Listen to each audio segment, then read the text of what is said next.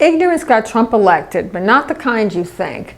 At root of the Trump reality is spiritual ignorance, and it takes the following forms. Yes, for sure, the Trump base included racist, sexist, xenophobics. These individuals voted out of hatred and or fear and are, as I call it, situationally ignorant due to lack of education, access, jobs, trauma, abuse, drug addiction, misogyny, or religious brainwashing. Their main coalescing emotion is fear of lack of power, of others, of differentness, and of change in general, which ultimately shows ignorance of God, source, and a reality in a universe of expansion. The second form of ignorance is greed, and obviously we have rich people in this category or smallish businessmen who hope they will get a tax cut or regulations off their backs, all in the interests of amassing more money. Poverty mentality begets rich and poor alike, and it is clear that the disease of not enough is particularly prevalent among the billionaire class.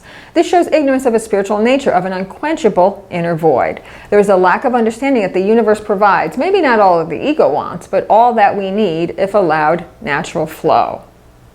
Unfortunately, man-made institutions, war, and nation-states have disrupted the natural flow of resources, and big business in itself abuses the law of equivalent exchange. Business profits are dependent on extracting more resources and life force energy than they put in. Hence the depletion of the earth and the use of slave energy, whether in actual physical labor or mental contributions. This is theft by any other name, and we've mistakenly lauded robber barons rather than remove them from the controls of power. The third form of ignorance is cynicism, with its second cousin being cruelty. Trump trolls, disaffected youth, and media provocateurs beset with negative thinking, rage, and self-hate, note that projection is rampant in these circles, were able to infect the electorate. And yes, for the underclass, it may be a question of not wanting to be disappointed by a system that does not help you succeed. Yet the result of abstaining or placing a fuck you vote meant you still ended up with a government that directly insults and undermines your very existence.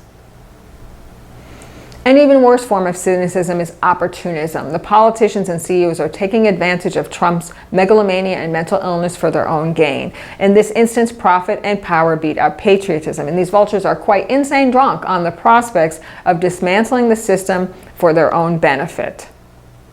All of these groups suffer from spiritual ignorance. In these cases, the lower self has prevailed and there is a disconnect from their God self. And as simplistic as it seems, love, acceptance, and compassion are the answer. The situationally ignorant class can be reached by education, acceptance, opportunity, and dignity. The cynics and cyberbullies can likewise arise from their malaise and destructiveness should they feel seen and heard. If given the opportunity to feel better about themselves and the understanding that they can positively affect the world, these former negative thinkers can be a great contributor to a new society.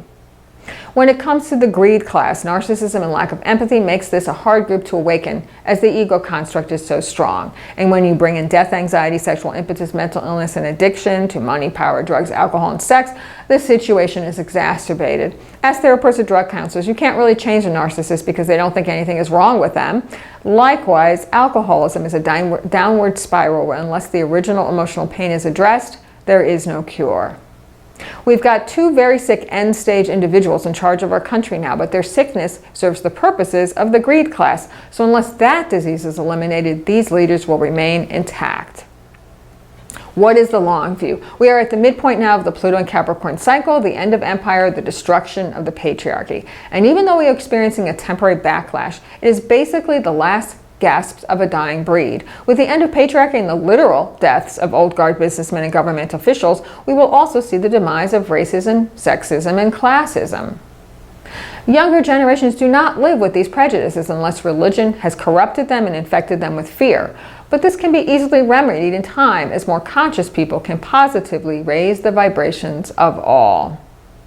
Right now, we've all signed on for Crazy at the Wheel video game. This means that we all must get back into our power centers and radiate our light and gifts out into the world. Revolution may be necessary in the immediate moment to overthrow the material plane ignorance coup, but spiritual evolution is the only thing that will break this cycle of have and have-nots for eternity. I'm Meta Astrologer Patrice Kamens.